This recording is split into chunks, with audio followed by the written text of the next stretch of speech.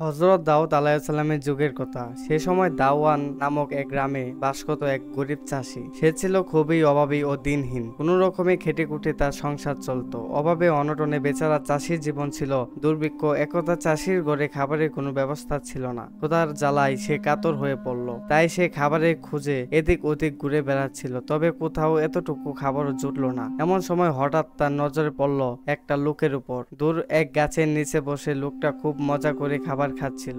গরিব চাষী ভাবলো লোকটার কাছে গিয়ে সে তার ক্ষুধার কথা বলবে, হয়তো তার দয়া হলে হতেও পারে। তাই লোকটার কাছে এগিয়ে গেল। তারপর লোকটাকে কাতর স্বরে বলল, ভাই, আমি খুব ক্ষুধার্ত, দয়া করে আমাকে একটু খাবার দিবেন কি? লোকটি ছিল বড়ই চালাক। সে চালাকি করে বলল, দেখ ভাই, তোমাকে দেওয়ার মতো আমার কাছে তেমন কোনো খাবার নেই, তবে একটি সিদ্ধ ডিম আছে, ডিমটি তোমাকে দিতে পারি। তবে এর জন্য আমার একটা শর্ত আছে। 1 বছর পর ডিমের দাম তোমাকে সুদে আসলে পরিশোধ করে দিতে হবে। সত্যে রাজি থাকলে এই ডিম আমি তোমাকে দিতে পারি। বেচারা গরিব চাষী ছিল নিরুপায়। তীব্র ক্ষুধার জ্বালায় তার পেট যেন পুড়ে যাচ্ছিল। চাষী যে আর সইতে পারছিল না, তাই সে মনে মনে ভাবলো, আগে তো খিদের জ্বালা মিটাই।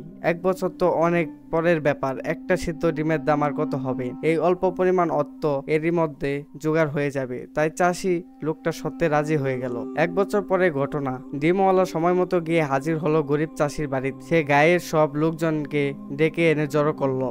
লোকটি সবাইকে বলল, দেখুন ভাই সব, এই চাষি আমার কাছ থেকে একটা ডিম নিয়ে খেয়েছে। সত্য ছিল 1 বছর পর সুদে আসলে ডিমের দাম পরিশোধ করবে। আমি আজ আমার সেই পাওনা বুঝে নিতে এসেছি। দেখুন ভাই সব, লোকটি যদি সেদিন ডিম না খেত তাহলে নিশ্চয়ই ডিম থেকে একটা মুরগির বাচ্চা হতো। সেই মুরগির বাচ্চা 6 মাস পর 20টি ডিম দিত। সেই 20টি ডিম হতে আরো 20টি বাচ্চা হতো। সেই বাচ্চাগুলো প্রতিটি 20টি করে ডিম দিত। সেই ডিম থেকেও আবারও বাচ্চা হতো। তাহলে কম করে হলেও বছরে আমি 440 মুরগির দাম পেতাম। আজ অন্তত 440 মুরগির দাম চাষিকে শোধ করতে হবে। লোকটার কথা শুনে গরিব চাষির মাথায় যেন আকাশ ভেঙে পড়ল। সে তো হতবাক, কিন্তু লোকটা যে নাছোড়বান্দা। তাই চাষি কেঁদে কেঁদে লোকটার কাছে মিনতি করলো এবং বলল, ভাই, আমি গরিব চাষি, আমায় মাফ করে দিন। কিন্তু চতুর লোকটি চাষির কোনো কথাই শুনল না। সে সোজা গিয়ে হযরত দাউদ আলাইহিসসালামের দরবারে নালিশ করলো। তাই বিচারের জন্য চাষিকে বাদশার দরবারে ডাকা হলো। চাষি তার কথা বলল এবং ডিমের মূল্য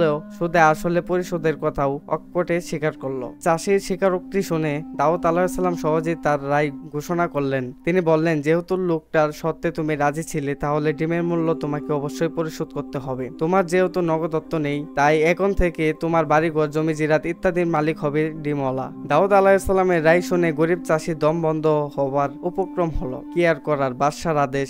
এই জায়গা জমি বাড়িঘর লোকটাকে বুঝিয়ে দিয়ে চাষি হয়ে পড়ল নিঃস্ব।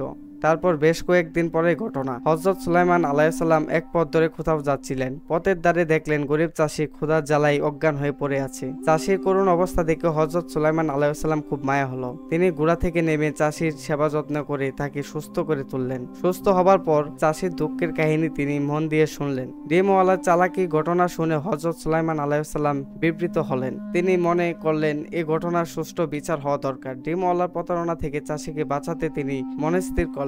তাই জলদি তিনি একটা সিদ্ধান্ত নিয়ে ফেললেন।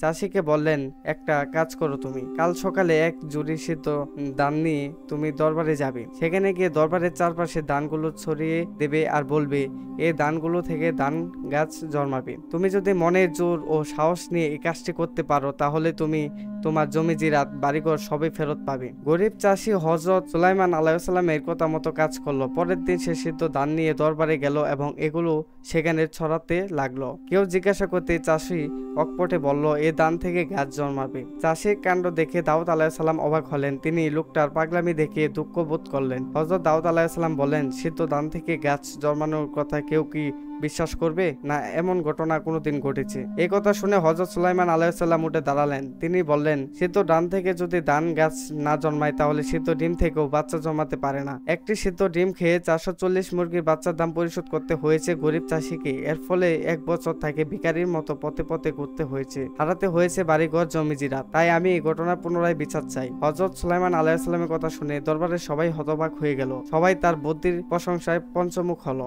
এরপর হযরত দাউদ আলাইহিসসালাম আলাইসাল্লাম ডিমওয়ালাকে দরবারে ডেকে পাঠালেন। তিনি চাষির জায়গা, জমি ও বাড়িঘর ফেরত দেওয়ার জন্য লোকটার উপর আদেশ জারি করলেন। বাড়িঘর, জমি, জিরাত ফিরে পেয়ে গরিব চাষি যার পরানোই খুশি হলো। এদিকে হযরত সুলাইমান আলাইহিস সালামের ন্যায় বিচারের খবর মুহূর্তেই সবখানে ছড়িয়ে পড়ল।